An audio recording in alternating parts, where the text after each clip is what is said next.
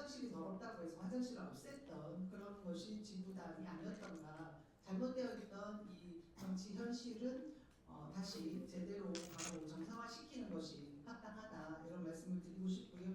더불어민주당의 그 기득권 정치가 아니라 시민들에게 정치적 장벽을 없애주는 역할을 할 수 있는 것도 지역에서의 그 풀뿌리 정치를 강화하는 것인데, 활동할 수 있는 합법화되는 장소가 없다는 것이 말이 안 된다고 봅니다. 그래서 지금 현재 더불어민주당과 국민의힘입니다. 지난 한동훈 당대표 그리고 이재명 당대표 두 분께서 적극적으로 합의를 보고 2024년 작년 9월 9일날 국회에서 토론회를 열었습니다. 그때 이후로 가시적 성과가 나올 줄 알았는데 결국 또 무소 야당에서의 그 반대로 지금 좌절되어 있다는 것이 현실입니다. 이 부분을 오늘 여러분께서 그거에 이 상황에 대해서 깔아주시고, 오늘 토론회 이후에 저희가 다시 지역당 부활에 대한 이야기를 하는 일이 없는 그런 상황을 만들 수 있기를 바랍니다. 이제 박찬대 대표가 안 나오다고 해요. 그럼 그 인사 말씀은 토론 끝나고 들을까 합니다. 예. 자, 볼수 펴주시고요. 먼저 오늘 토론회 주제인 당원주권 정당개혁의 토론의 발제를 맡아주신 성복경 박사님께 발표를 드리겠습니다. 박수 한번 부탁드립니다.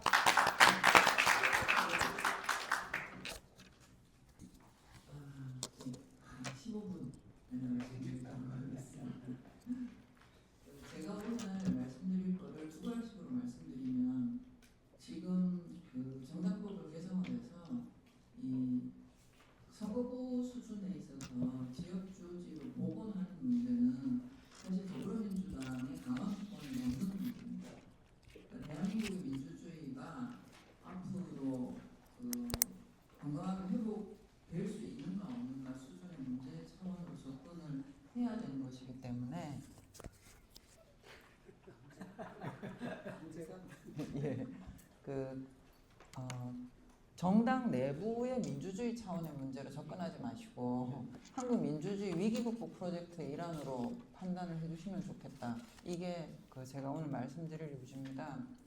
지난 12월 3일날 내란이 있고 12월 4일 새벽 1시에 계엄에서의 표결이 있었습니다. 근데 그 뒤의 과정들을 생각해 보시면 지난 6개월 동안 순탄하게 온 게 아니죠. 끊임없이 제2, 제3의 내란 시도들이 있었습니다. 그리고 그거를 순간순간 제압을 하면서 사실 오늘 이 순간까지 와 있는 겁니다. 그러면 우리가 이걸 제압할 수 있는 힘이 어디서 나왔는가? 그거는 결국은 국민들한테 나온 거거든요. 국민들이 제때 모이고 힘을 모아주지 않았으면 이 시간을 버틸 수 없었습니다. 투표율 생각해 보시면 여러분 지난 2012년 대선하고 16년에 박근혜 전 대통령 문제가 있었죠. 17년 3월에 탄핵이 있었습니다. 그리고 5월에 대선이 있었는데 그 보궐선거가 2012년 대선에 비해서 투표율이 1.4% 올라갔습니다. 그런데 이번 보궐선거는 2022년 대선에 비해서 2.3%가 올라갔습니다. 그러니까 1%, 0.9% 정도가 더 올라갔는데요. 세부 내용을 보시면 이 전체적으로 요약을 하면은 2022년 대선에 비해서 2025년 보궐선거 대선에서요. 선거인 수는 19만 명밖에 안 늘었어요. 근데 투표자 수가 117만 명이 늘었습니다.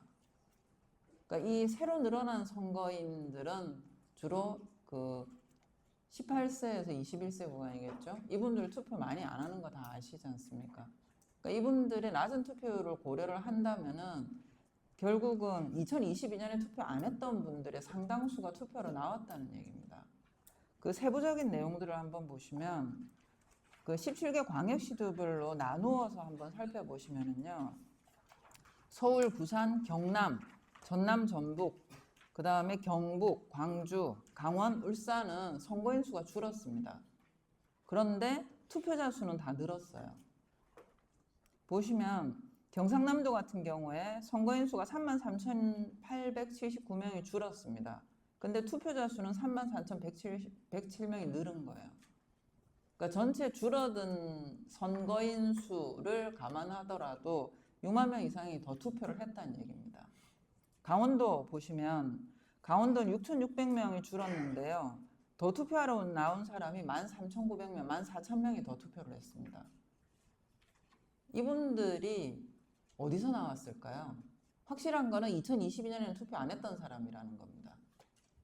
이 투표 안 했던 사람들이 2025년에 왜 나왔을까요? 누가 나왔을 것 같습니까? 공교롭게도 이번 새 투표자 2022년에 투표 안 했다가 2025년에 투표한 사람 숫자가 117만인데요.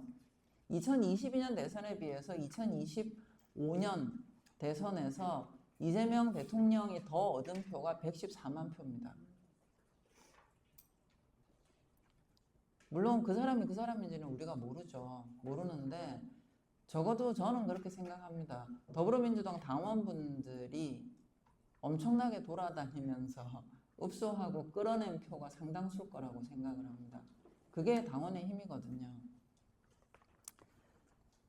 그래서 첫 번째, 내년 지방선거에 굉장히 중요한 게 뭐냐면 이 새 투표자들을 어떻게 다시 투표 안 하는 사람으로 빠지지 않고 민주주의 시스템 안에 참여하는 유권자로 주저앉힐 것인가. 이 문제를 고민을 많이 해야 됩니다. 이거는. 그 다음에 두 번째 제가 말씀드리고 싶은 게 이번 선거 결과 어쨌든 간에 이 권영국 후보하고 이재명 대통령이 받은 표를 합하면 50.40%입니다. 그 다음에 김문수 후보하고 이준석 후보가 받은 표를 합하면 49.49%예요. 이 수치를 보면 어떤 느낌이 드십니까? 위태롭다는 생각 안 드십니까? 위태롭죠. 예, 위태롭습니다. 우리가 다른 나라 얘기 잠깐 해보시면 2020년 대통령 선거에서 트럼프가 지고 나서 퇴임식 할 때 트럼프가 한 말이 있습니다. I will be back. 그리고 2024년에 트럼프가 당선되고 한 말이 있습니다. I am back. 2020년 대선에서 지고 트럼프가 I will be back 했을 때 미국 사람들 대부분이 안 믿었어요. 근데 트럼프가 어떻게 I am back 했는지 아십니까? 그 다음부터 트럼프가 미국의 지방선거, 주단위 선거들에 엄청나게 돈과 사람을 풀었습니다. 줄을 먹었습니다. 각 공화당의 주단위 조직을 먹었습니다. 그 다음에 미국은 2년에 한 번씩 국회의원 선거를 하잖아요. 미드 일렉션이라고 합니다. 대선과 대선 사이에 있는 총선을 미드 일렉션이라고 하는데 그 미드 중간 총선이죠. 대선 사이 중간 총선에서 의원을 먹었습니다. 그렇게 트럼프가 공화당을 먹었습니다. 그리고 그 지역 조직들을 통해 가지고 미국의 유권자들을 잠식을 한 겁니다. 그 다음에 트럼프가 돌아온 거예요. 트럼프는 그냥 공중전에서 뜬 게 아닙니다. 철저하게 계획했고 뿌리를 공략했습니다. 우리나라는 대통령 단선제입니다. 그렇기 때문에 윤석열 씨가 I will be back 하지는 못하겠죠. 네. 그렇지만 그 사람으로 상징이 되는 게 여러분 지금 중앙정치 수준에서 보면은 윤석열 씨가 세상에 찌질한 인간이지 않습니까? 저는 사실 그 사람이 한 모든 나쁜 짓에 더해서 제일 화가 나는 게 뭐냐면 저런 질 나쁜 양반이 대통령을 하면서 대한민국의 유권자들을 타락시켰다는 거예요.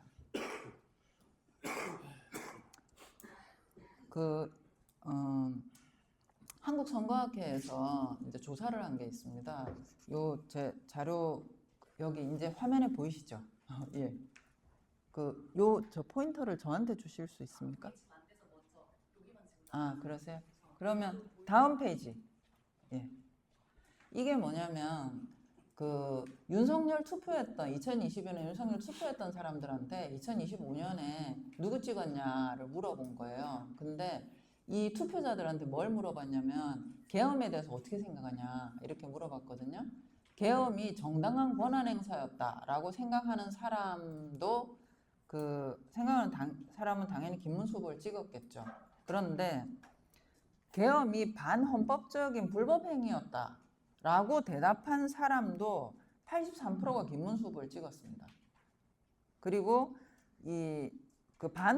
매우 반헌법적인 불법행위였다라고 생각하는 사람도 46%는 김문수 후보를 찍었고 35%만 이재명 대통령을 찍었습니다. 그리고 18.6%는 이준석 후보를 찍었어요.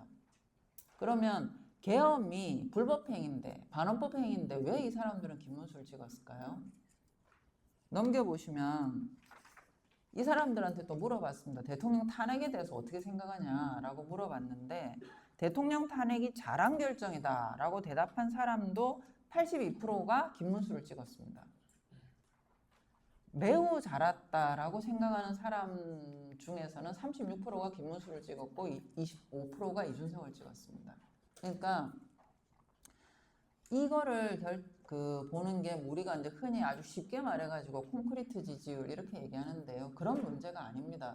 여기 원외에 계신 분들은 다 민주당 입장에서는 험지에 계시는 분들일 겁니다. 이분들이 대체 무슨 생각을 하고 그랬을까? 그 다음 페이지 보시면 다음 페이지 한 페이지 더 보시면 이재명 후보 투표자의 마음을 한 4가지 그룹으로 나눠볼 수 있습니다. 첫 번째는 다 이제 이 그룹들은 계엄에 반대하고 탄핵에 찬성했을 거고 이재명 후보가 마음에 들었으니까 찍으러 나왔을 겁니다. 그런데 이 사람들 중에는 민주당에 대한 태도는 나뉠 수 있습니다.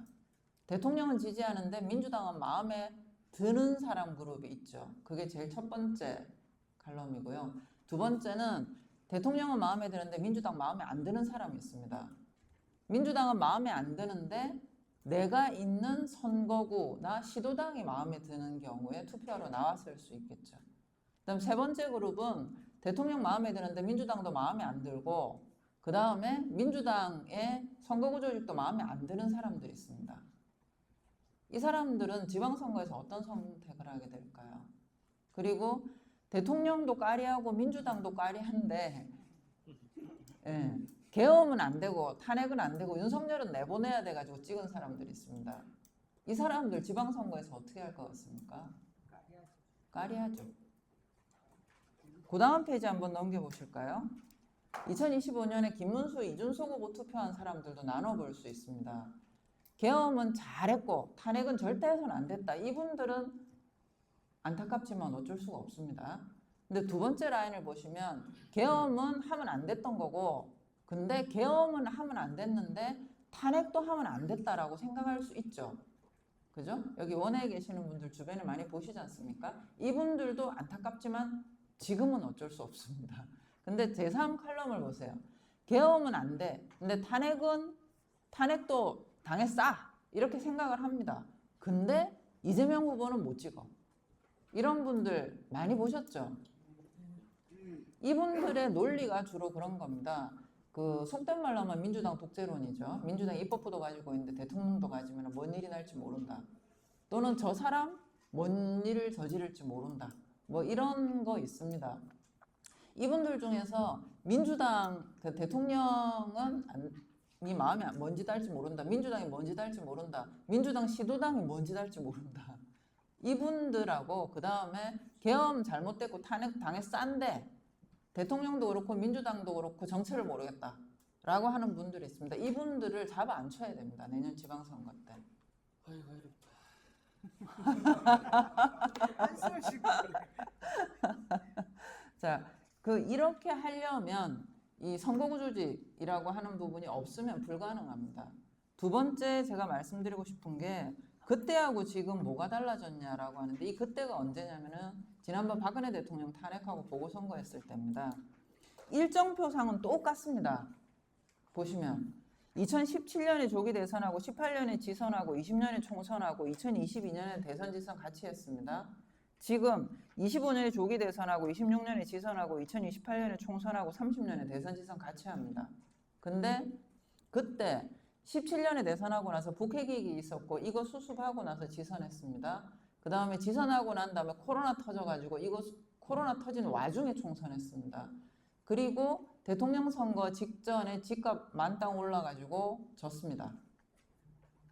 자, 지금 스케줄 보시면 그 올해 조기 대선 했고 내년 지방선거 있습니다. 이 사이에 제가 저기 번개를 그려놨지 않습니까? 예, 뭔 일이 날지 모르죠. 모릅니다. 미국에서 뭔 일이 날지 중국에서 뭔 일이 날지 대한민국 관리 아무리 잘하더라도 지금 우리는 그런 시스템 아니지 않습니까? 지방선거 끝나고 총선 사이에 뭔 일이 날지 모릅니다. 총선 끝나고 대선 사이에도 뭔 일이 날지 모릅니다. 지금 미국의 트럼프가 굉장히 국내적으로 위기적 상황인데 이유가 뭔지 아십니까? 텍사스에 홍수 난 것 때문입니다. 지금은 기후도 변수예요. 여러분 지금 어제 경북 구미 쓰러졌지 않습니까? 지금 경북권 전체적으로 보면 40도 왔다 갔다 합니다. 수도권 파주 광명 40도 넘었습니다. 열사병으로 사람들 팍팍 쓰러집니다. 폭우 관리 못하고 폭염 관리 못하면 정부도 갑니다. 훅. 지금 이게 우리가 사는 시대다. 사실 그래서 불과 5년 전입니다. 불과 8년 전입니다. 그때하고 지금 다릅니다. 그때는 기후 문제 이런 게 변수로 들어오지 않았어요. 지금은 들어옵니다. 오송 참사 같은 거 한 번 더 나면 어떻게 될지 몰라요. 전혀 다르다 조건이. 그 다음 넘기시면 탄핵은 잘했어. 근데 민주당은 아니야. 라는 조건만 놓고 봤을 때도 그때하고 지금이 다릅니다. 그때는 보시면 2017년에는 이 심상정 문재인 후보를 찍었던 분들이 탄핵 예스라고 놓고 보면 47.25 정도 되는 거고요. 그 다음에 이 탄핵을 하면 안 돼. 또는 탄핵에 대해서 까리했던, 그리고 민주당은 안 돼 했던 홍준표 후보가 30.79% 얻었습니다. 그리고 중간지대가 있었습니다. 그게 안철수 후보가 21.41% 얻었던 거, 유승민 후보 6.76 얻었던 거, 이 28.2% 정도가 중간지대가 있었어요. 요번에 보십시오. 권영국 이재명 후보 표 50.4%고 김문수 후보가 41.15, 이준석 8.34. 이준석 씨는 어쨌든 간에 그 계엄은 안 되고 탄핵해야 된다라고 얘기를 했단 말이에요. 그러면 저기가 지금 중간 블럭인데 여기가 8%밖에 안 돼요. 즉 양쪽 다 풀 동원된 선거였다는 겁니다. 이 분위기가 변할 것이냐. 다음 페이지 보시면 지금 반체제 구구들이 지난 대통령 선거 헌재 판결 나고 난 다음에 수거졌습니다. 그죠? 이 사람들 어디가 있을 것 같습니까? 이 반체제 구구들이 지금 극우 유튜버, 극우 개신교, 극우 정당, 극우 단체 이렇게 있는데요. 지금 우리나라 반체제 구구가 예전과는 굉장히 달라졌습니다. 그 특징 중에 하나가 주류화를 시도하고 있는 거고요. 뿌리 공간 들어가는 겁니다. 여러분 자유마을 들어보셨죠? 네. 자유마을이 정광훈 세력이 뿌리를 파고 들어가고 있는 거잖아요. 시군구, 읍면동 단위로까지 들어가고 있는 겁니다. 자유수호 대학생연합 이거 지난 탄핵 국면에서 전국에서 최소 40개 이상 대학에서 탄핵 반대 집회했습니다. 대학의 또아리를 틀었다는 겁니다. 뭘 매개로? 대학 개신교 동아리들을 매개로 해서 들어가 있는 겁니다. 그 다음에 극우 개신교에서 정광훈 세력은 그 전부터 있었는데 손은별 세력이 갑자기 떴습니다. 이 사람들 갑자기 떴는데 이 손은별 씨는 아시는 분은 아시겠지만 정광훈 씨하고는 성격이 다릅니다. 보수 개신교 안에서 위상이 다른 사람이에요. 보수 개신교 주류 멤버입니다. 이 사람은. 그리고 이 국민의힘은 당분간 정신 차릴 가능성이 없습니다. 이거는 저는 정신을 차리면 좋겠습니다만 다른 나라 사례로 봤을 때 한 번 반체제 정당 계열로 나간 정당이 민주주의 룰 안으로 들어오기는 굉장히 어렵습니다. 그 다음에 극우 유튜버, 그 전에 보수 유튜버라고 했습니다. 근데 이게 반체제 극우 유튜버로 완전히 나앉았죠. 물론 분화가 됐습니다. 정규재 씨나 조갑재 씨 같은 사람들이 있지만 지금 이런 조건들이 풀뿌리 공간을 온오프라인으로 지금 침식을 하고 있는 상태이기 때문에 쉽게 바뀌기 어렵습니다. 지형 자체를. 눈앞에 봐서 지금 대통령 지지율 올라가고 민주당 지지율하고 국힘 지지율 더블 친다라고 여러분 생각하시겠지만 정당은 조직입니다. 넘겨주시면 그렇기 때문에 이 아까 저기 탄핵 잘못했다, 아 저기 그 계엄 잘못했다, 탄핵당해 싸다, 그런데 김문수 찍는다라고 하는 분들의 심리를 여러분들이 내면적으로 이해하셔야 됩니다. 이 보수 정당을 지지하던 유권자들한테 엄청나게 대혼란이 발생을 한 거예요. 이분들 입장에 있어서는 어쨌든 내가 신뢰하는 내 지역구 의원이잖아요. 한기호 의원 신뢰했을 거 아닙니까? 그죠? 근데 그 사람이 유권자들이요. 유권자들이 생각을 할 때 내 지역구 정치인이 그래도 믿거니 했으니까 찍어줬을 거 아니에요.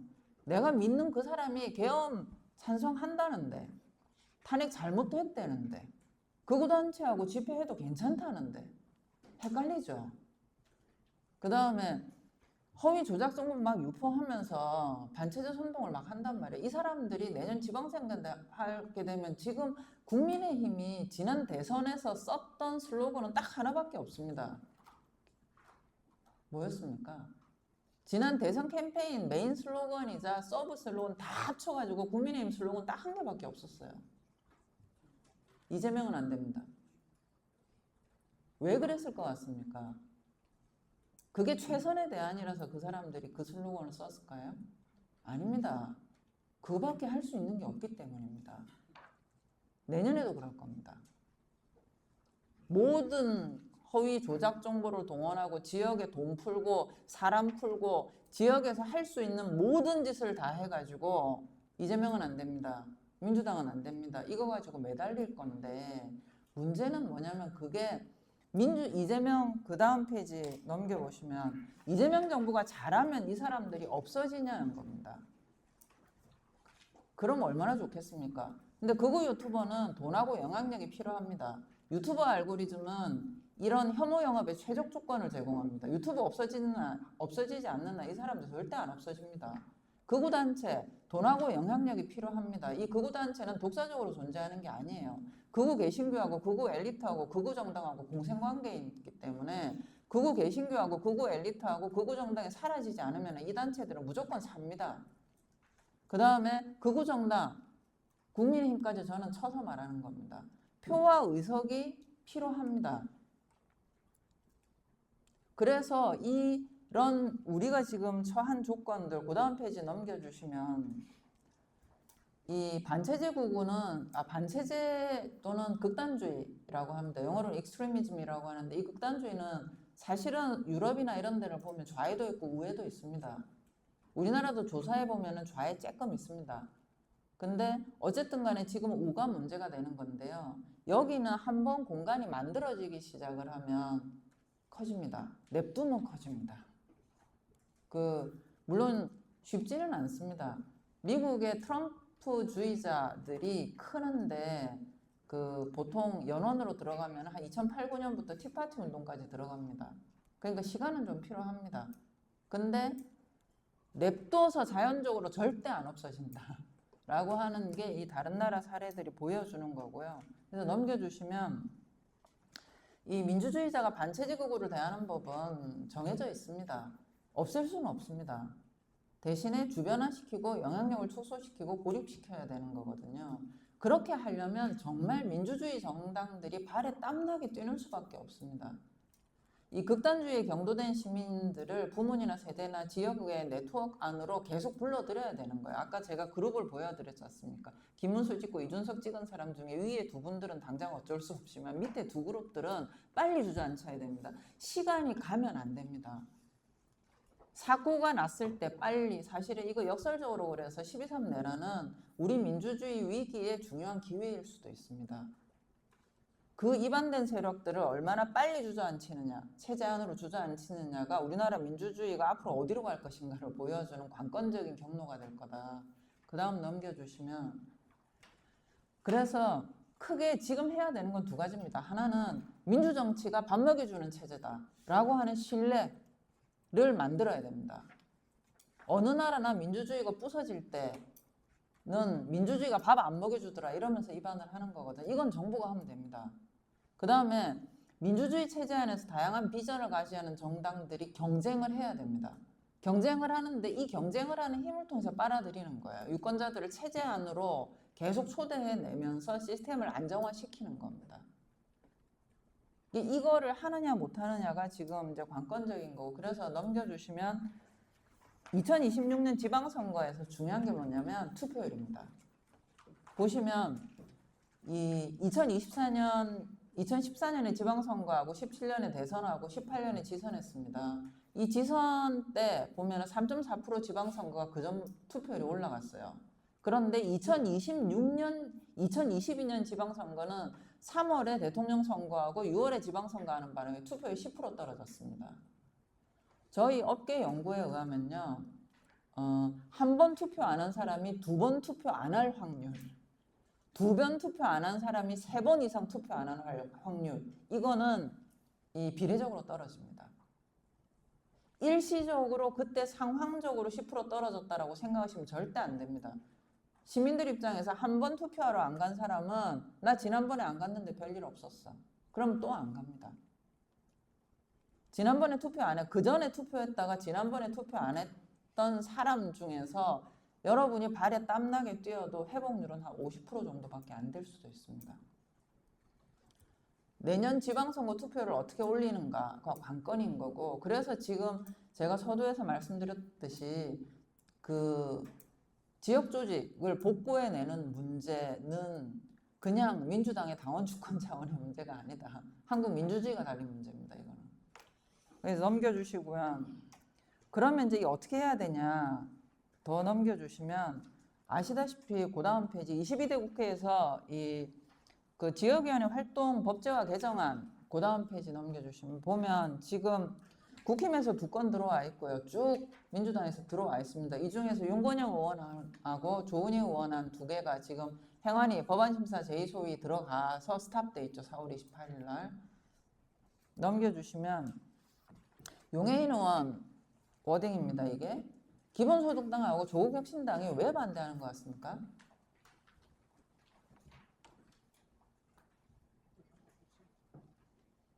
왜 반대한다고 판단하십니까? 저희들이 뭐 당선자가 못 낼 것 같으니까 그런 거 아니고요. 보수 정당이 불리하니까. 뭐가 그렇게 겁날 것 같습니까? 교섭단체 여권 완화를 위하겠다 비방은 되었습니다. 그죠? 단체가 약하니까. 저겁니다. 사실은 저분들이 교섭단체 요건 완화라든지 결선투표제를 조건으로 걸고 있는데요. 제가 보기에 알리바이입니다. 두려운 겁니다. 그분들은 어차피 이 지역위원회가 합법화 되더라도 몇 개 못 열어요. 그럼요. 그렇기 때문에 그분들 입장에 있어서는 지방선거 때 민주당하고 상척 교섭해가지고 딜해서 몇 개 받아내는 게 현실적으로 훨씬 빠르다라고 생각할 수 있습니다. 지금도 지역위원회 당원 모집해가지고 지역위원회 만들어 사무소 얻어가지고 후보 내가지고 클 생각하니까 깝깝한 거죠. 이게 현실입니다. 근데 이게 그분들이 나쁘다고 말할 수 없죠. 그분들은 그분들의 처한 조건에서 현실적으로 판단하는 겁니다. 그러면 어떻게 해야 되는가? 그런데 더불어민주당 혼자 법안 통과 못 시키죠.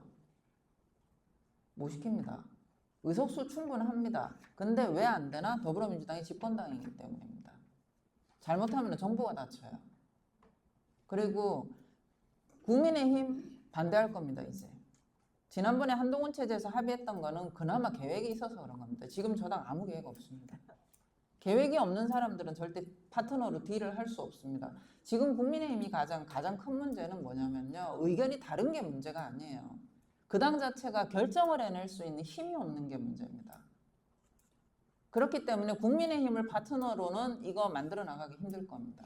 그러면은 야우당 잡아야 됩니다.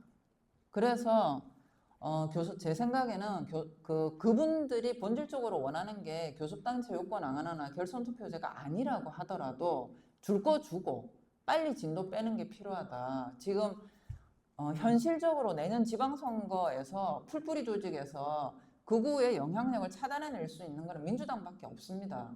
당분간 대한민국은 1.5당 체제로 갈 수밖에 없어요. 이때 1.5당이라고 하면은 민주당이 1당이고 국힘이 0.5당이라는 얘기가 아닙니다. 국힘하고 ABCD, EFG 다 합해가지고 0.5 될 겁니다. 이 시스템으로 대한민국 민주주의를 민주당이 끌고 나가셔야 되는데 이거 절대 좋은 상황 아닙니다. 굉장히 위험한 상황입니다. 삐끗 이재명 정부가 아까 얘기를 했듯이 기후재난이라도 한번 막고 트럼프한테 관세라도 한번 막고 또는 이 위태로운 상황이 있는데 적어도 지금 더불어민주당이 어떤 데미지를 입었을 때 이거를 받아낼 수 있는 경쟁적인 민주주의 정당이 없어요. 지금 대한민국에. 이게 본질적인 문제입니다. 민주주의는 경쟁을 해서 대안적 선택지가 있어야지만 안정적으로 굴러갈 수 있는데 지금 민주당 삐끗하면 대안이 없어요. 대한민국에. 지금 유권자들이 민주주의 헌법 테두리 안에서 찍을 수 있는 당이 어디 있어요? 이게 중앙 상층에 보면 그래도 이 당 있고 저 당 있고 있는 것 같은데 여러분 동네에 가보십시오. 누가 있습니까? 서울만 하더라도 없어요. 몇 개. 그렇기 때문에 일단은 작은 정당들이 클 수 있도록 저는 제안 꼭 드리고 싶은 게 이 결선 투표제 받아주십시오. 명시적으로 약속해 주시고 교섭단체 풀어주십시오. 풀어줘봐야 영향력 못 키웁니다. 당장은. 그거 빨리 주시고 이 지역 조직을 받아내시는 게 당에도 좋지만 무엇보다 우리 민주주의를 위해서 되게 절실하다라는 거를 꼭 말씀드리고 싶습니다. 길어졌습니다. 죄송합니다. 네, 우리 서복경 박사님께서 위기의 민주주의를 전반적으로 짚어주셨고 물뿌리 정당 지구당과를 위해서는 더 큰 양보를 해야 되는 민주당의 입장까지도 의견해 주신 분이 있네요. 그죠? 해법까지도 제시해 주시긴 하셨는데 여러분들이 지금 위기라고 생각할 때가 좀 있을 수도 있고 국민 주권 정부를 탄생시킨 우리 국민들의 민주주의 탄력 회복성을 생각해 보시면 사실 저는 위기보다 앞으로 희망이 더 많다고 생각을 하는데 우리 서복경 박사님께서 지적해 주신 부분을 새겨 듣고 뭔가 새로운 대통을 만들 때 더 단단한 민주주의를 확보할 수 있겠다는 생각이 들었습니다. 감사합니다. 이제 토론에 들어갈 텐데요. 토론 시간에 조금 5분 정도 압축해서 할까 합니다. 시간을 갖다가 먼저 네네. 영상부터 틀 거예요? 네, 그리고 그 사이에 저희 송파도 다음에 조재희 위원장님 모셨습니다. 고맙습니다. 그리고 지금 좌석에 또 이 정당개혁 당원 주권 문제에 관심 많은 당원분들도 많이 와주셨습니다. 고맙습니다. 다음 토론에 들어가겠는데요. 윤정근 국회의원 토론 부탁드립니다. 네, 안녕하세요. 윤중근입니다. 네. 우리 원외위원장님들 늘 어려운 적에서 고생하시는데 내년 지방선거에서 큰 성과해서 활동하시는데 큰 힘이 되면 좋겠습니다. 우리 서복경 교수님께서 아주 좋은 얘기, 지구당 부활 꼭 필요하다 그냥 이런 생각만 가졌었는데 이게 정치사적으로 이런 의미가 있구나. 굉장히 폭넓은 시각 갖게 해주셔가지고 감사드리고요. 저도 이제 원외위원장 근 15년 한 거 다 알고 계실 텐데 그 경험 삼아서 그냥 사례 중심으로 우리가 지금 이제 고민했으면 하는 거 몇 가지 좀 말씀드려 보겠습니다. 당원 주권하고 이제 정당 개혁은 어차피 이제 다 맞물려 있는 요소들인데 지금 어느 정도 이제 형식적으로는 좀 완성돼가고 있다라고들 좀 평가를 하는 것 같아요. 대표적으로 이제 원내대표 의장 선거에 10%, 20% 이제 권리당원 투표가 이제 들어가면서 되는데 시스템적으로는 이제 전자 정당화라든가 온라인 정당화 해야 되는 문제들이 아직도 좀 과제가 좀 남아 있습니다.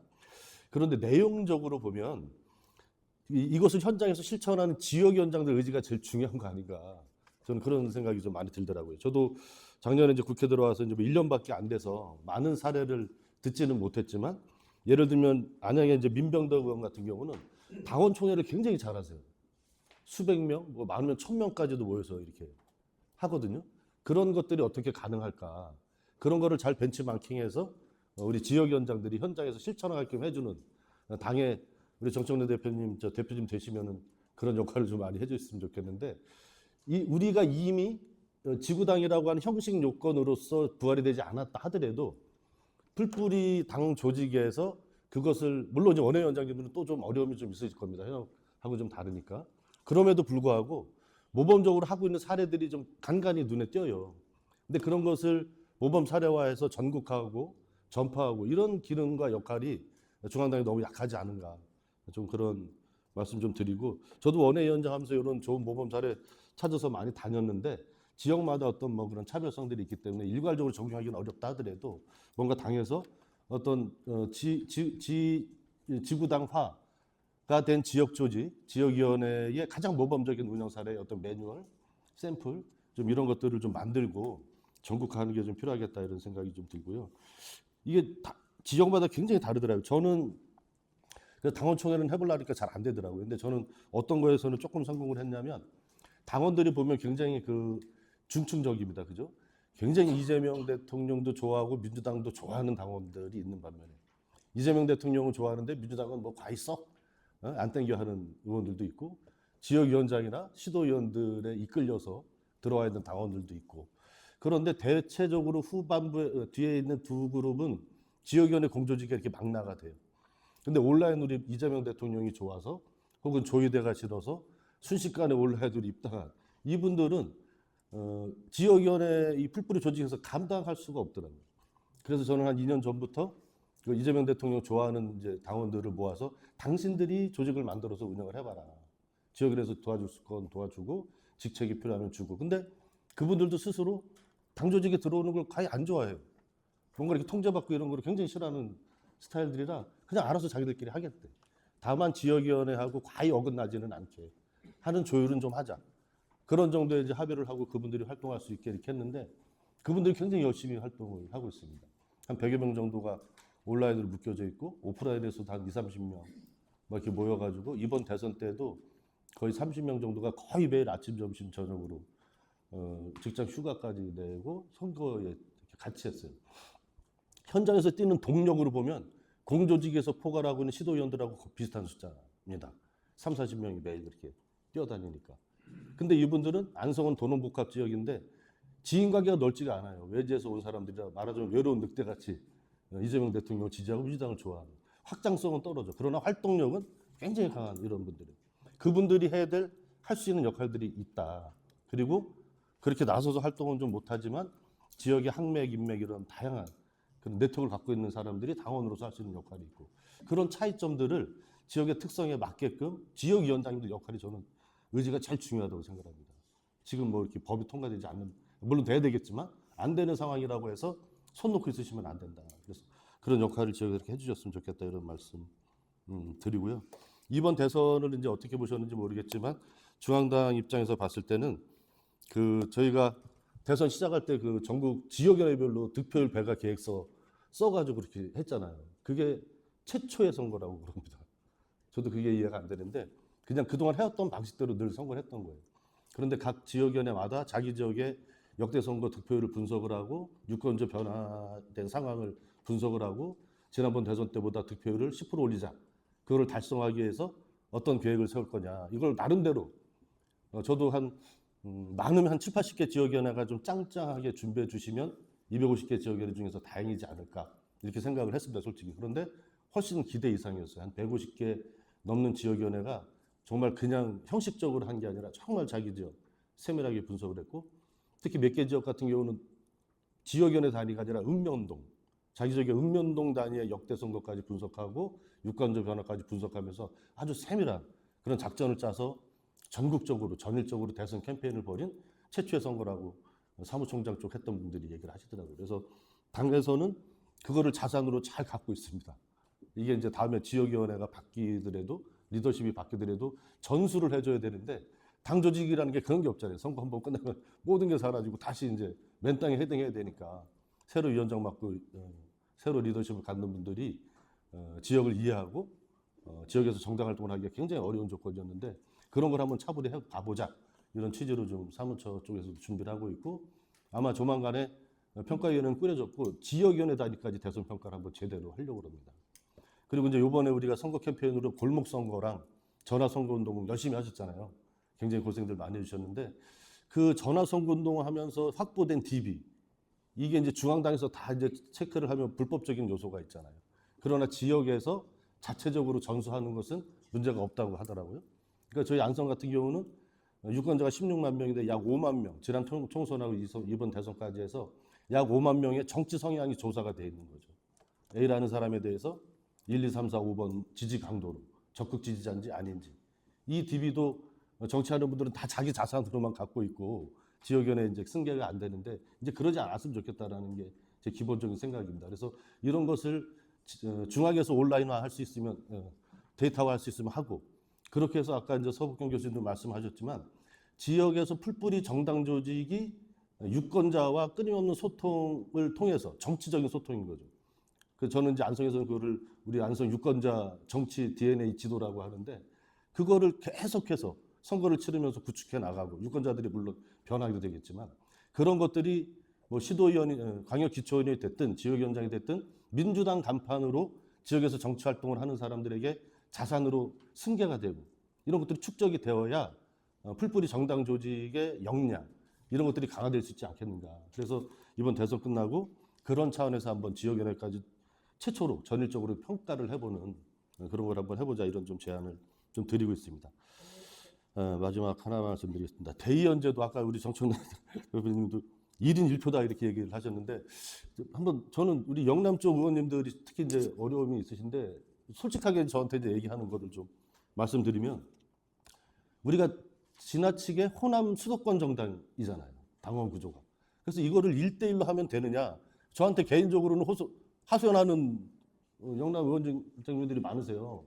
영남 쪽. 그러니까 예를 들어서 유권자의 뭐 3% 이하 권리당원이 이런 지역이거나 득표율이 현격하게 뭐 20% 이상 차이가 나는 지역 같은 경우는 대의원을 활성화시켜줘야 당원들 유입하기 힘들어 죽겠는데 대의원이라도 권한을 줘야 지역위원장이나 광역기초위원들이 힘을 갖고 당원 모집도 하고 당원 유입할 수 있는 기제가 된다.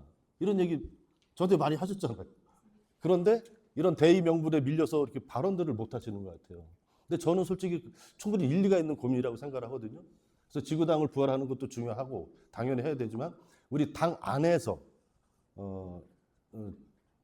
당원 주권이라는 것이 똑같이 일률적인 잣대를 갖고 적용되는 게 맞나 솔직히 저는 그런 고민이 있거든요. 그래서 그런 것도 우리 당내에서 나중에 논의하면서 한번 논의 주제로 삼아봤으면 하는 생각입니다. 예, 마치겠습니다. 윤종근 의원님 말씀은 잘 들었는데 그럼에도 불구하고 지역당 부활을 위해 써주시기 바랍니다. 당연히 해야 돼요. 그 다음 우리 박순영 정치평론가. 네, 안녕하세요.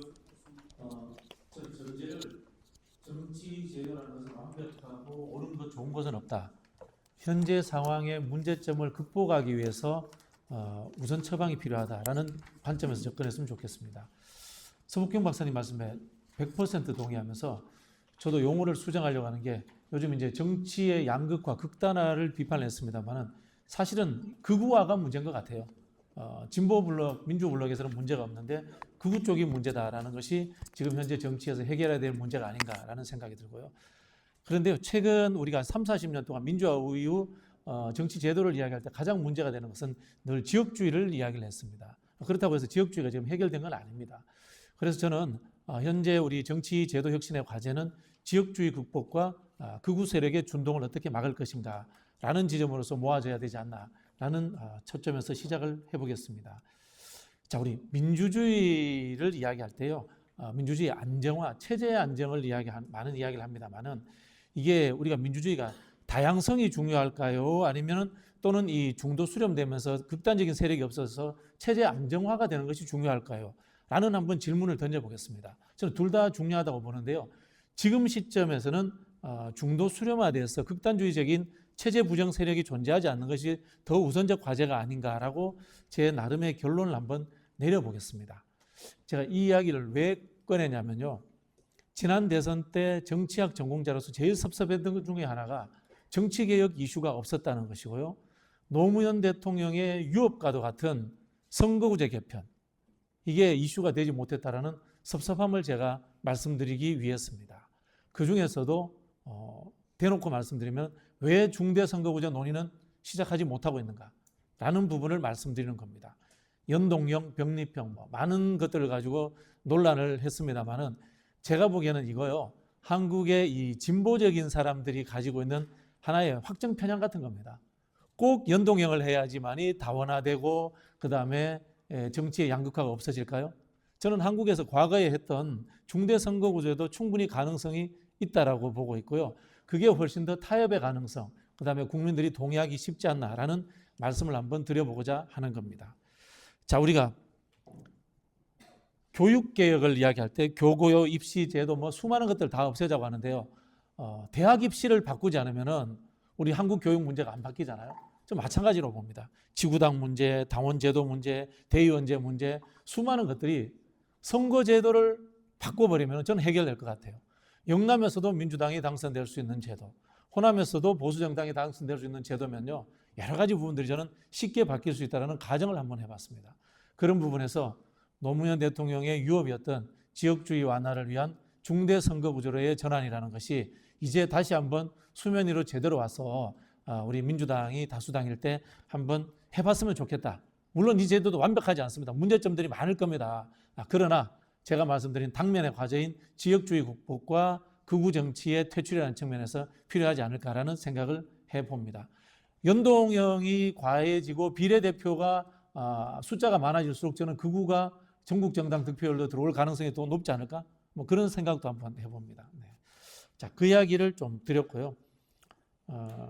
노무현 대통령 유업 이야기하니까 또 요즘 이야기 안 하는 거 하나만 이야기할게요. 노무현 대통령이 로비스트 제도를 그렇게 하고 싶어 하셨는데 결국은 못했습니다. 정치시장의 자율화라는 측면인데 이거 뭐 제가 중요하지 않으니까 그냥 한번 이야기만 하고 넘어가겠습니다.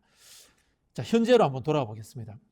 이번 그 전당대회를 맞이해서 우리 당원 중심 정당을 만들어가는 과정으로서 몇 개만 저는 좀 말씀을 드리고 싶은데요. 첫 번째는 왜 당원 전당대회 준비위원회를 아직도 안 만듭니까?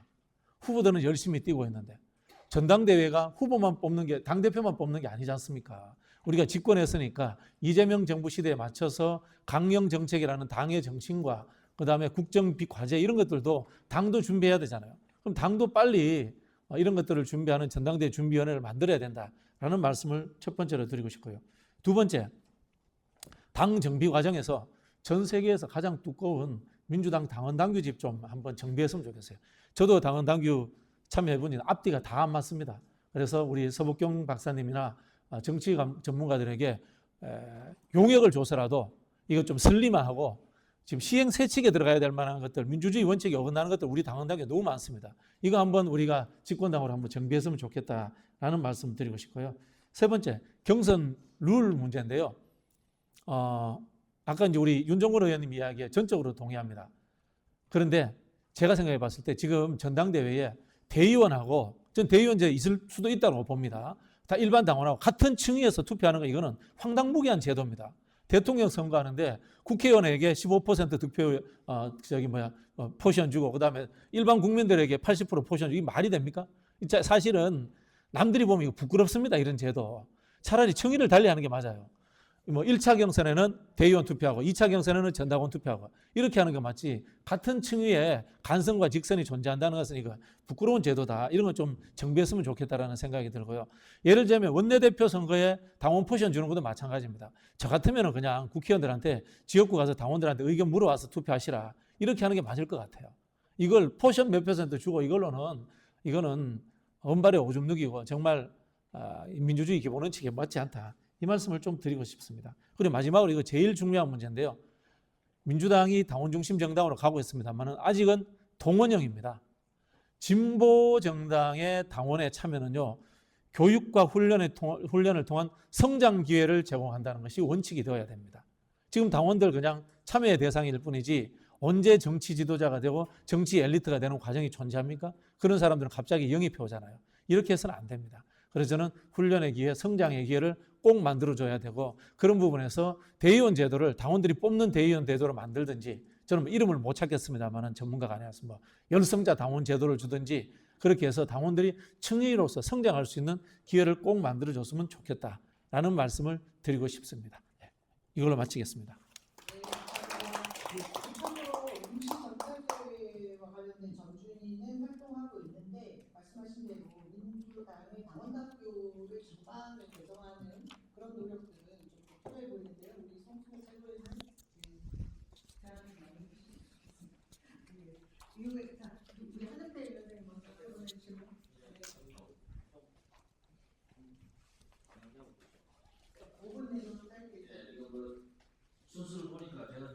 수밖에 없네요. 준비는 좀 많이 해왔는데 뭐 간단하게 이야기하면 그 다들 지구당 부활에 대한 부분은 다들 뭐 이렇게 마음을 같이 내고 있다라는 거는 뭐 인식이 되고, 솔직히 뭐 민주당이 권리당원 120만, 일반 당원까지 하시면 250만이나 되는데 당원 주권 시대라 하면서도, 그러니까 당원들 관리를 중앙당이나 시도당 17개 시도당에서 하니까 당원들이, 일반 당원들이나 권리당원들이 지구당에, 그러니까 지역위에 대한 어떤 그 권한이나 뭐 이런 걸 인정을 잘 안 해요.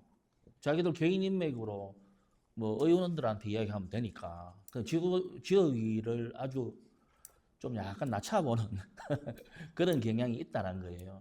그래서 저는 지구당 부활에는 어쨌든 현역 의원들의 그 마음이라고 생각합니다. 아까 우리 서복경 교수님이 이야기하셨던 그 야오당에 대한 부분은 그렇게 현역 의원들이 처리해야 될 부분이고, 그리고 수도권의 그 의원들 입장에서는 지구당 부활이 그렇게 탐탁지 않은 거예요.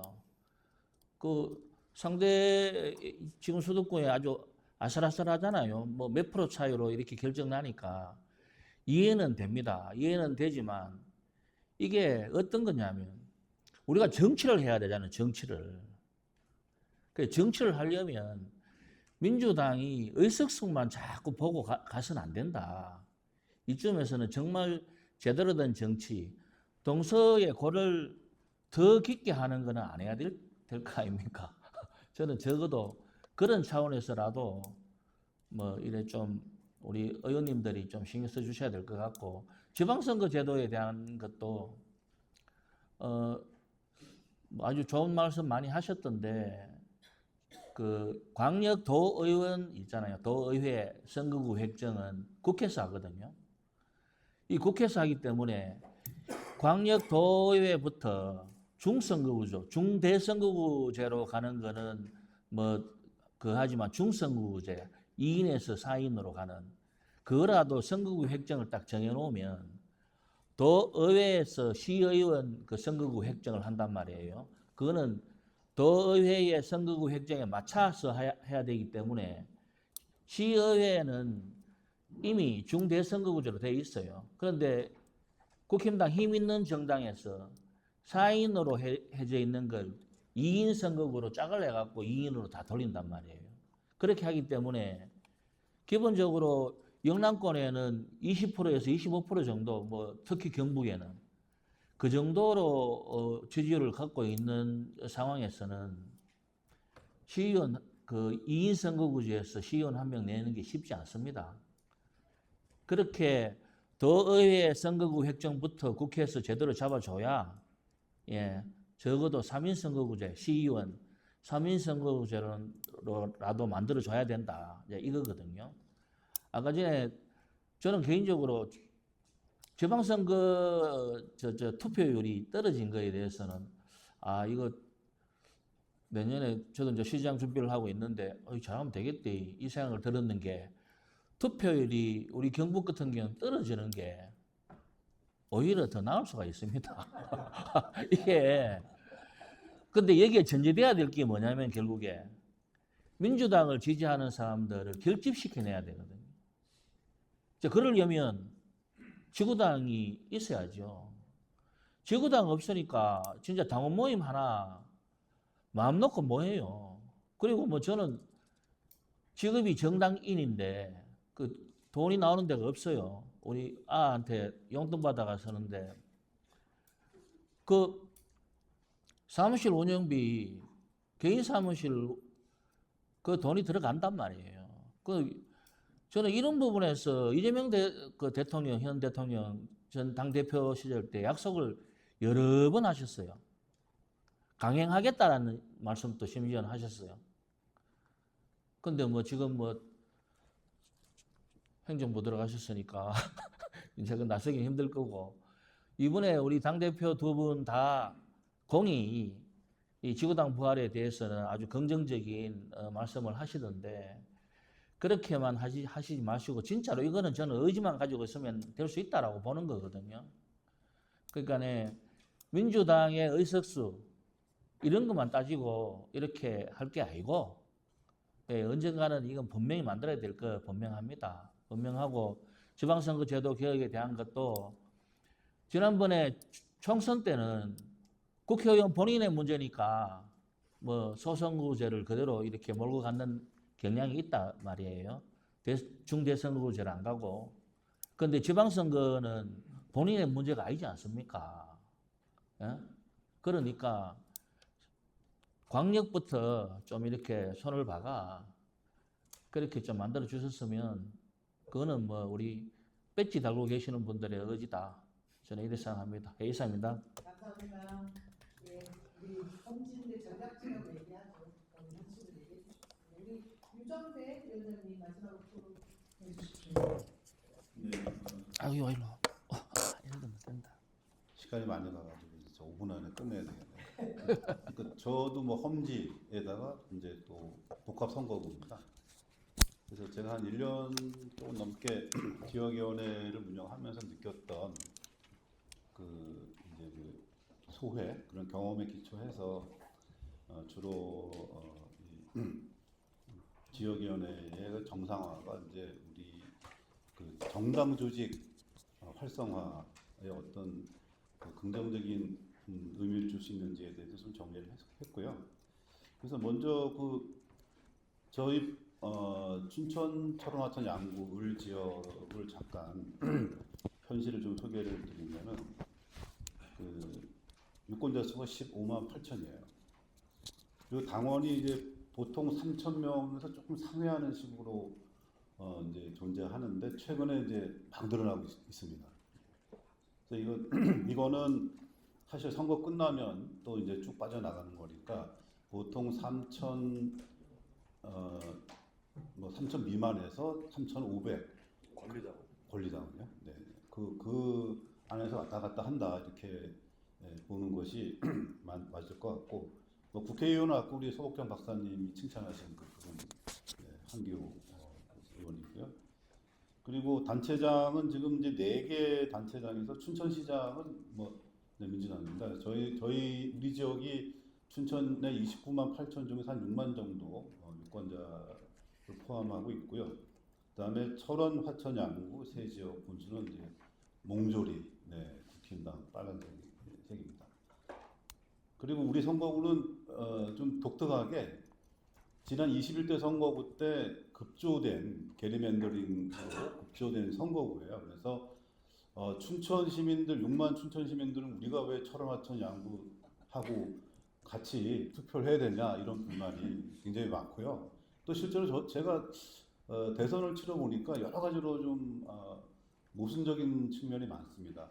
그러니까 소위 그 대의민주주의의 그 정치적 대표성을 굉장히 왜곡하고 하는 그런 문제점들이 상당히 많이 노정되고 있고 그리고 철원, 화천, 양구 세 지역 주민들은 왜 선거 때마다 우리는 뭐 저기 갖다 붙이고 여기 갖다 붙이느냐 이런 또 불만이 굉장히 많습니다. 그래서 어쨌든 이런 그 게리맨더링으로 획정된 선거구의 특징은 당원 통합이 좀 매우 낮고 그리고 당내 리더십의 그 취약성이 굉장히 이제 많이 좀 나타나고 있는 것이 이제 보인다라는 거고요. 그다음에 뭐 군지역은 철원이 이제 4만 최근에 무너졌어요. 그리고 양구, 화천이 각 2만 정도 되는데 이제 소위 이야기하는 지역 소멸, 거의 이제 폭풍 막 이제 몰아치고 있는 이런 상태고, 그래서 고령화 층의 이제 유권자들이 많고 독특한 거는 이제 접경 지역이기 때문에 부사관들, 그러니까 초급 간부들, 군인 가족들이 이게 이제 캐스팅 보트를 쥐고 있는 이런 현실이에요. 이분들이 춘천의 대학생 일부하고 이 군 초급 간부들이 이번에 이준석을 열심히 찍었습니다. 네, 그 독특한 그러니까 뭐 전체적인 전국적 흐름하고는 맞는데 군 초급 간부들이 그 뭐죠 저기 이준석을 찍은 이 의미 정치적 의미에 대해서는 좀 해석이 좀 필요하지 않겠나 그렇게 이제 생각이 들고요. 뭐 지역위원회 이제 그 우리 구조는 뭐 똑같습니다. 일반적인 지역위원회가 똑같은데 에, 급조된 그 게리맨더링 선거구라는 특징하고 그리고 복합 선거구라는 이제 이런 특징 때문에 행정 구역별로 단체장 출마 많이 한 사람들이 사실 이제 지역의 봉건 영주처럼 이렇게 그 지역을 장악하고 있어요. 그게 뭐 의사결정, 또 당조직 다 이분들의 그 판단에 의해서 실질적으로 이제 막 결정이 되는 이런 문제가 있고, 저도 뭐 명색이 지역위원장이지만 이분들하고 이제 거버넌스가 지배 구조가 그냥 타협적이에요, 매사에. 예. 그리고 당원들 구성을 보면은 이제 공직 출마 경험 많은 분들이 많이 아무래도 이제 당원 가입을 시키니까 그분들 중심으로 이렇게 당원들이 정렬돼 있고, 저희 개딸들은 춘천시 지역을 중심으로 이제 일정하게 형성돼 있지만은 군 지역은 뭐 거의 눈을 씻고 찾아볼 수도 없고요. 그다음에 전통적인 이제 호남인들, 여기 이제 당원 일부 당원 또 지지자 그룹 이렇게 이제 돼 있고요. 또 우리 지역은 이제 고 이용삼 의원이 사설을 하신 지역이에요.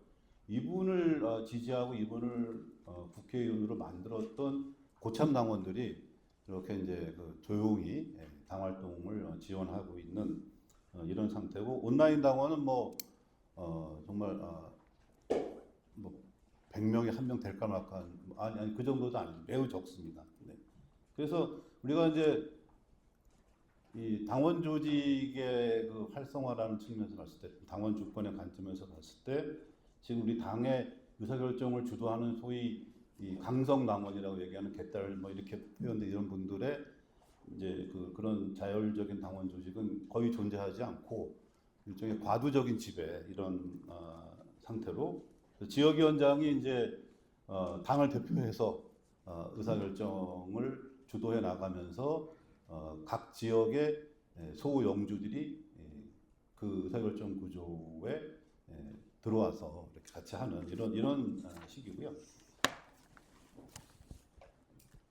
그래서 이제 그 당원들 뭐 아까 이제 말씀드린 대로 뭐 당원들이 인입 과정이나 활동 내용 또 활동 폭을 보면은 대부분 단체장 후보 중심으로 당원들이 정렬되어 있고 그들이 막 이제 동원하고 이제 이러고 그래서 우리 지역구, 적어도 우리 지역구만 놓고 봤을 때 당원 주권의 현실이 굉장히 처참하다라는 겁니다.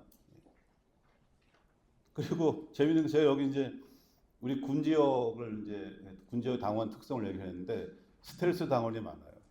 그러니까 나는 내 민주당 권리당원인데 어디 가서 얘기를 안 해요. 네. 그리고 이제 양다리 당원도 있어요. 그래서 뭐 국힘당도 놓고 저기도 넣고 그래가지고 그거를 또 합리화합니다. 야, 사업하려면 뭐 어떡하냐. 군수가 지금 삼성 군수인데 내가 여기서 저기 뭐 건설회사 조그맣게 하는데 먹고 살려면 뭐 양다리 아니라 세 다리라도 걸쳐야 하는 거 아니냐, 이런 식으로 이제 합리화를 하고요.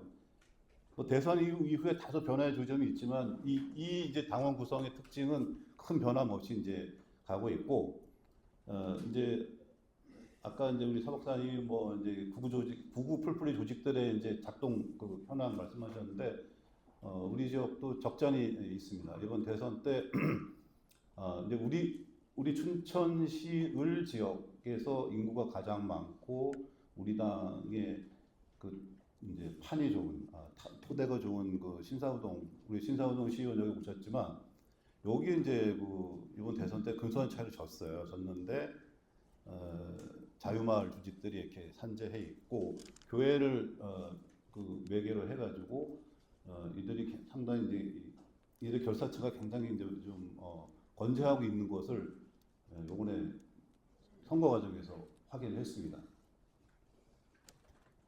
그래서 우리 당의 이 풀뿌리 조직의 어떤 그 성격 변화가 절대적으로 필요한 게 이런 데서도 이제 나타나고 있는데요. 예.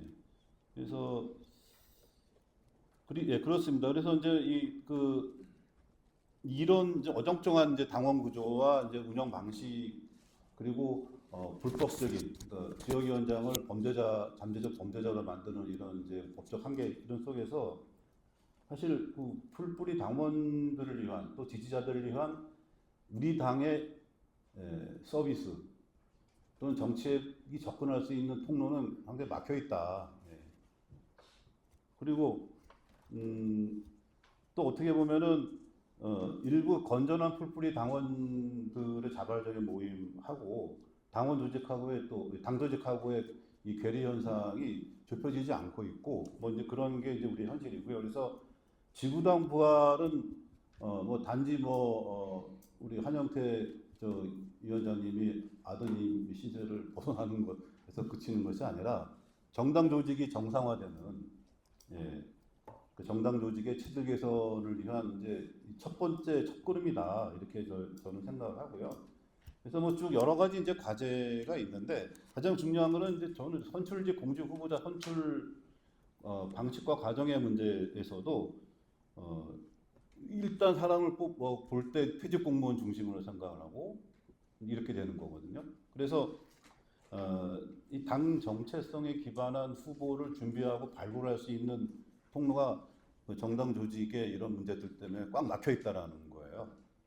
그래서 좋은 후보를 고르고 그들이 공직에 나와가지고 당을 대표해서 정부도 운영하고 뭐 이렇게 할 수 있는 이런 것이 사실상 작동이 잘 안 되는 것이 우리 당의 공직 후보자 선출 이 어떤 이 과정의 현실이 아닌가 이렇게 보고 이거 고치려면은 결국은 지역위원회 이거 법으로 만들어야 되고요. 아까 또 이제 교육 문제도 말씀하셨지만 당원 교육 그냥 뭐 유명한 우리 당 대표가 되실 당 대표님 모셔서 한번 훑고 가는 그런 정도의 당원 교육 이외에 일상적인 그 지역 현실에 맞는 지역 정책을 당원들 속에 녹여내리고 이럴 수 있는 당원 교육 과정, 콘텐츠 개발 이런 거는 꿈도 이제 못 꾼다. 예, 그렇습니다. 그래서 최근에 제가 들은 얘기는 뭐 그러니까 후원회는 이제 인정하지 않고 사무실은 뭘 그 정당법 개정 과정에 넣겠다 그러는데 이거 굉장히 위험한 거라고 생각합니다. 그러면 이거는 사실 지역위원장들 보고 너네 교도소 가라 하는 얘기하고 좀 똑같은 거 아니냐 이렇게 보고요. 우리 당내에서는 지난 이재명 대표 시절에 제2 조직사무부총장을 임시죠? 예, 뒀는데 이거 우리 정청래 대표님 꼭 당원 당규에 반영하셔가지고 제2 조직사무부총장이 원외위원장들의 애환과 또 원외위원회의 현실을 극복할 수 있는 그런 정책을 개발하고 대변할 수 있도록 반드시 제도화해 주실 것을 부탁드리겠습니다. 네, 고맙습니다. 네, 박수 한번 쳐주세요. 네, 이것으로 오늘 토론회를 정리할까 하는데요. 예, 제가 마지막 말씀 드리려고 했습니다. 정리하기 전에 다양한 정치 개혁에 대한 다양한 대안들을 먼저 숙제처럼 내주신 분이 많이 있는 것 같습니다. 근데 오늘 이 자리에 오지 못하신 당대표 후보 박찬대 후보님 영상도 보고 이후에 이 자리에 끝까지 함께해주고 계신 정청래 당대표 후보님이 이 과제들에 대해서 어떻게 또 생각하고 계신지 들어보겠습니다. 안녕하세요. 더불어민주당 당대표 후보 박찬대입니다. 당원주권 정당 개혁 토론회를 진심으로 축하드립니다. 저도 원외위원장 시절 민주당 지역 일꾼들과 단 한 명의 시민이라도 더 정치에 참여할 수 있도록 그래서 깨어있는 시민들의 조직된 힘을 발휘할 수 있도록 발로 뛰던 날들이 떠오릅니다. 그 시간은 제게 정치의 중심이 어디에 있는지를 가르쳐 주었습니다. 또 정치는 지역에서 시작되며 지역 일꾼들이 모일 수 있는 조직이 얼마나 절실히 필요한지도 가르쳐 주었습니다. 지구당은 정당 정치를 살아있게 만드는 조직입니다. 지역당이야말로 더 크고 더 오랜 민주주의를 움직이는 힘입니다. 그래서 지역당 부활은 선택이 아닌 필수입니다. 저 박찬대 원구에서 시작한 그 마음 그대로 당원이 주인인 민주당, 현장이 살아있는 정당, 반드시 끝까지 함께 가겠습니다. 이기는 민주당, 강한 민주당, 우리 함께 만들어 갑시다. 감사합니다. 얘기는 계획했던 시간보다 많이 오가돼서 좀 쫓기고 있는 기분이 있긴 한데 당원 축원을 위한 토론이니까요. 우리 저 프로 계신 당원분이시죠? 네. 질문 하나 받고 마무리 말씀 전해드릴게요. 저도 배가 고파가지고 빨리 예예. 간략하게 부탁드릴게요. 저 이제 신촌에서 물총 축제 매주했던 총감독이고요. 그때 10년 전에 신촌대학교를 만들었어요. 근데 무슨 말씀드리고 싶냐면 그때 세월호 참사나 박근혜 실sek에도 불구하고 이화여대, 연세대, 명지대 등 서강대 등이 침묵하고 있는 거예요. 무슨 말씀드리고 싶냐면 왜 우리 민주당은 공간 정치에 좀 약하나 아까 그 풀뿌리 어떤 지역 정치랑 맥락인데 대학교에 별로 관심이 없으신 것 같아요. 여의도 정치 멤버들다 보니까 청년들도 여의도 오고 줄서기를 하다 보니까 떠나 있는 거죠. 이 부분은 아까 풀뿌리의 그 침투와 관련해서 대학 캠퍼스를 노려야 된다. 축제할 때만 느껴지는 게 우파 진영의 청년들이 계속 오는 거예요. 게임을 놓치고 계시지.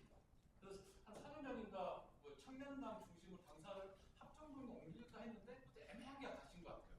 이거 한번 말하고 싶었고 두 번째는 박근혜 탄핵 때도 저 같은 문화계일라들이 강당에 갔었고 이번에도 국회의사 당 대로에서도 응원봉 청년들 있었잖아요. 왜 흡수를 못합니까? 그 말은 무슨 말이냐면 민주당이 20, 30대, 10대들을 흡수할 수 있는 당주직이 없는 거예요. 한참 그 시위할 때나 저항할 때는 청년들을 많이 함께 했다가 평상시 일상적으로는 청년 당원들의 일상적인 놀이터라든지 뭐 이런 거 물론 정철 대표님께서 이제 콘서트 준비한다는데 그것도 일회 행사거든요. 대학교 분기처럼 청년들 놀이터를 만들어주셔야 돼요. 정말. 뭐 세 번째는 아까 인재양성 얘기했는데 민주당이 자원들이 엄청나거든요. 인재들이 많은데 지금 권리당원이 회비료도 내고 끝나는 구조잖아요. 전 적어도 민주당이 아까 열성당 같은 경우라면 민주당의 교육 프로그램이 좀 제대로 됐으면 좋겠어요. 민주교육연수원이라든지 뭐 영웅공 같은 경우가 있는데 저는 민주당이 이번에 제일 눈여겨봤던 사건이 전환기 사건이었어요. 청년들이 기능적으로만 역사를 공부하고 헌법을 공부하다 보니 이거 입고 된 거잖아요. 그럼 민주당의 역사 안에서 민주당의 제대로 된 민주주의라든지 제대로 된 법률적 가치라든지 또 문화, 예술, 예능, 엔터테인먼트에 대한 공부들을 할 수 있는 그런 교육 체계에 풍부함이 있어야 되는데 전혀 없어요. 그래서 마지막입니다. 제가 보는 민주당 청년위원회나 대학위원회도 너무 올드해요. 만나보면 오히려 준석이 강력하고 수직적 구조 강력하게 보이는 거예요. 그래서 우스갯소리로 국민의힘 청년들은 사업 계획서 준비하는데 민주당 청년들은 이력서 준비한대요. 그것도 좀 웃기는 물론 다른 건 아니지만 그래서 20, 30대의 구화라든지 이준석에 편중되고 있는 이 현상들을 굉장히 입감 느껴야 되고 이번 서울시장도 졌잖아요. 사실은 대선에서. 그래서 강력하게 당대표님 부탁드리고 싶은 게 뭐냐 민주당에서 20, 30대를 흡수할 수 있는 좀 세련되고 힙한 그런 조직의 구축과 커리큘럼 만들어달라. 그걸 강력하게 부탁드리겠습니다. 이상입니다. 예, 청년들을 흡수하지 못하고 있다는 질타, 강 대표 후보님 두 분께 제안 드릴 거고요. 말씀해주신 분들이 많이 계신데요. 대구에서 오신 박정희 위원장님 짧게 부탁드릴게요. 네, 죄송합니다. 대구에서 제가 혼자 왔기 때문에 좀 대구를 대표해서 우리 전성대 대표님 그 후보자께 한 말씀 좀 드리겠습니다. 정말 호소를 드리는데요. 안 된다라면 제발 이 선거구를 중선거구제라고 좀 만들어 주시고 또 안 된다라면은 우리 그 대구를 아니면 TK를 시범지역이라도 좀 만들어 주셔가지고 꼭 중선거구제 해서 우리 대구에서 시의원들이 몇 석이라도 갖고 나오게 경북도. 네, 그리고 이제 아까 우리 윤정건 의원님께서 말씀하셨지만 사실 이 대의원제를 우리 대의원제에 대한 그래도 좀 가산점을 주지 않으면 사실 우리가 지금 대구는 패싱에 지금 걱정을 하고 있습니다. 대구 패싱이 되지 않을까. 그래서 어쨌든 대의원제에 대한 우리가 이거 좀 고려를 해주셔야 저희가 그래도 지역에서 좀 활동할 수 있을 것 같습니다. 네, 이상 부탁드리겠습니다. 그리고 우리 이선수 당원 마지막으로 짧습니다. 예, 먼저 서북경 대표님한테 정말 감사한 게 제가 이 구구를 뭐라고 불러야 될지 구구 너무 약하고 매국노 하나도 그것도 아닌 것 같고 미친놈, 개미친놈 하면 이건 또 욕이고 정말 뭐라고 단어를 줘야 될지 몰라서 계속 고민했는데 오늘 반체제 구구라고 너무 확실한 단어를 주셔서 감사합니다. 네, 두 가지만 말씀드릴게요. 정말 많은데 200가지도 할 수 있는데 두 가지만 하면 첫 번째 그 지역에서 오랫동안 3선, 4선, 심지어 5선까지 하시는 분도 계세요. 그런데 이름도 몰라요. 얼굴도 몰라요. 그런 분들 계세요. 중앙 정치는 잘 안 하세요. 지역에서 통반장 워크숍 갈 때 인사하시고요. 지역의 통반장처럼 하세요. 지역 관리에만 굉장히 힘쓰세요. 지역 발전이 아니라 지역에 동원되는 당원들을 관리하시는 데는 굉장히 열심히 하세요. 그렇다고 의정복을 하시냐? 안 하세요. 저 대의원입니다. 저 왜 대의원 됐냐면요. 1인 1표 만들기 위해서 대의원했어요. 다른 권리를 주시면 돼요. 1인 1표는 민주주의에 맞게 1인 1표 주시고 다른 권리 주시면 돼요. 다른 참정권이나 이런 부분에 대의원들이 목소리 내게 하면 좋은데 저 대의원 되고 당비만 올라간 지 한 번도 저 부른 적 없어요. 이 문제점은 뭔가 시스템적으로 강압적으로 하지 않으면 안 되지 않을까라는 결론이 돼서 그냥 동일지역 3선 연입 이거를 민주당 안에서는 뭔가 체제를 만들어서 운영하지 않으면 이 토착 지역의 토착이 무너지지 않겠다 이런 생각을 굉장히 많이 합니다. 두 번째는 교육입니다. 여러 번 많이 하셨는데 교육도 저도 나름대로 저는 공부를 해야지 이게 직성이 풀리는 성질이 돼서 당원 당규도 읽고 강령도 읽었는데 민주당 강령 읽으면서 되게 가슴이 뿌듯했거든요. 중산층이고 친환경적이고 그 당원 강령을 나열할 때 굉장히 가슴이 내가 이런 당에 있구나.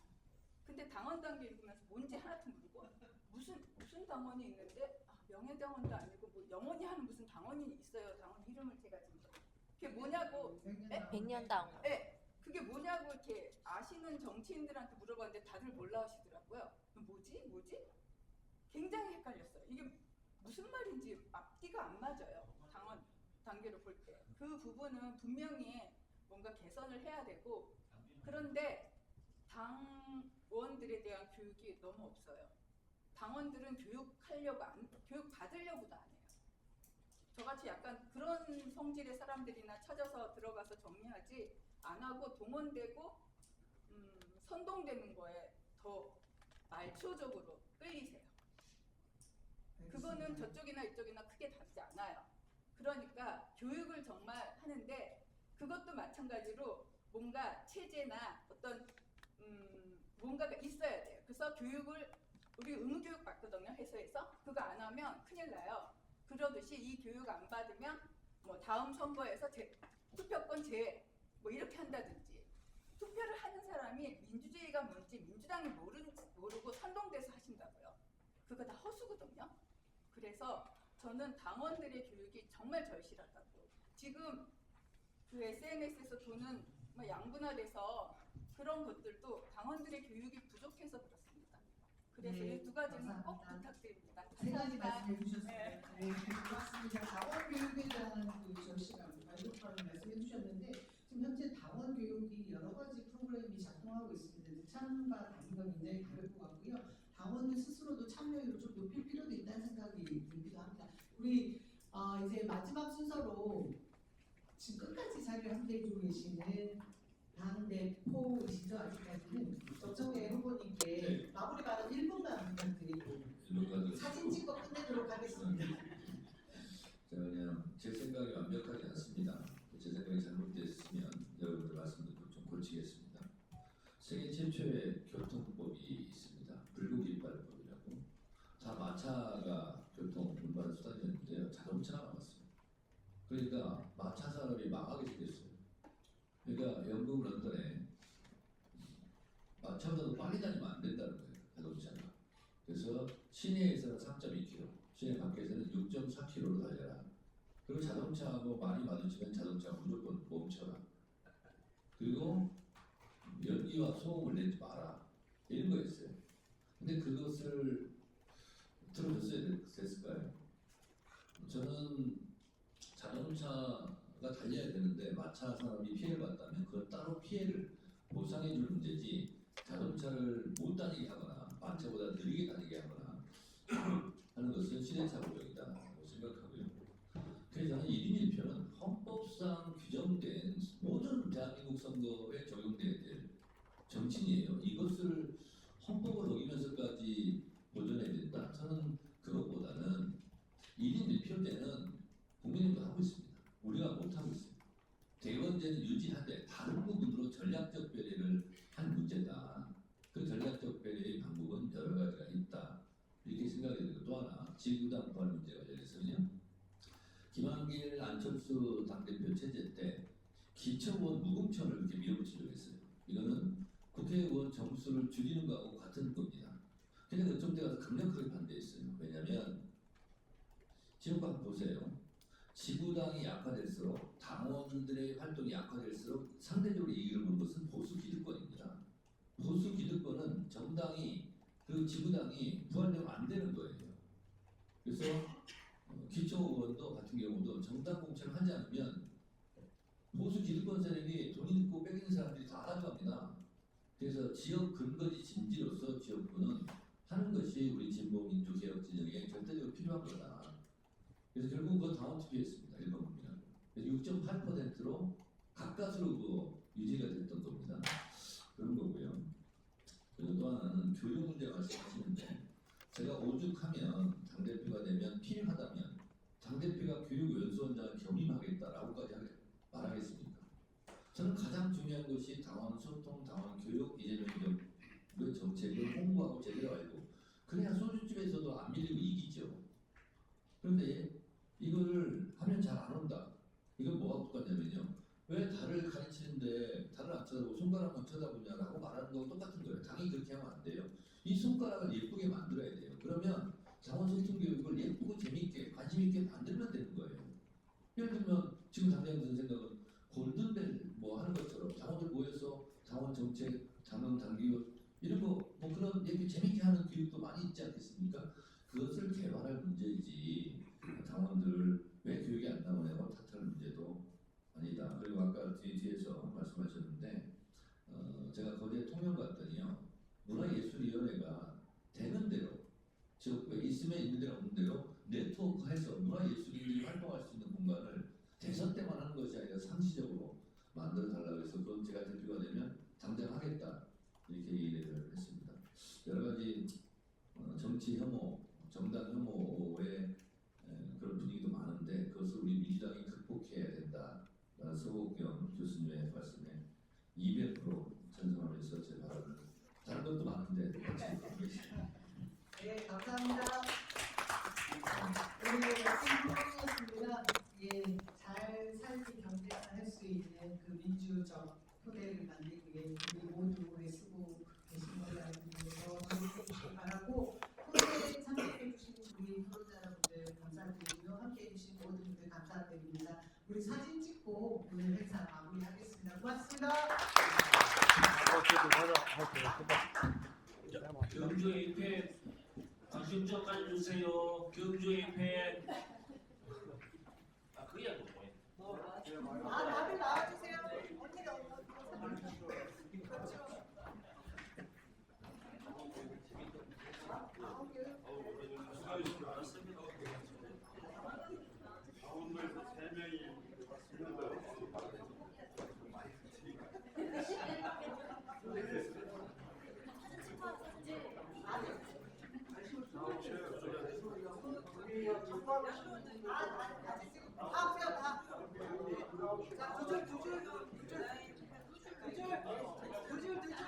앞에 의자로 다 앉죠. 앉으라고.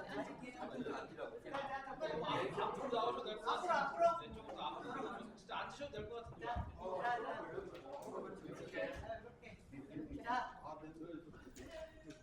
나는 이거 안 되겠네요.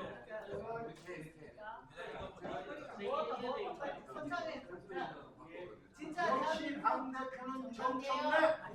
아니요. 진짜 대한민국의 지구당 부활합시다. 진짜 대한민국 지구당 부활! 됐습니다. 당 대표는 몇 천대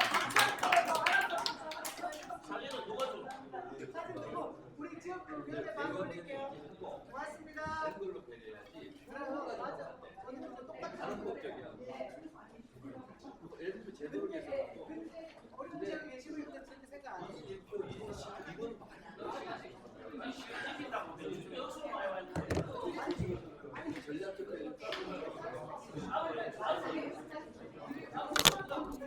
위원장님, 오늘 멀리서 오셨는데 제가 찍을 테니까 소감 한마디.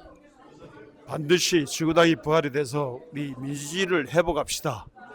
오늘 참 너무 뜻깊은 자리였습니다. 감사합니다. 감사합니다. 어디서 오셨죠? 동해 태백 삼척 정선 지역위원장 이정훈입니다. 네, 감사합니다. 네. 위원장님도 한 말씀 해주세요. 반갑습니다. 오늘 당원 주권 정당 개혁 토론회 같이 함께 참여해서 대단히 기쁘고요. 우리 더불어민주당이 더 민주적이고 당원이 참여하는 그런 정당으로 바뀌었으면 좋겠습니다. 지구당 문제는 반드시 해결해야 될 전제 조건이라고 생각합니다. 화이팅! 어디서 오셨죠?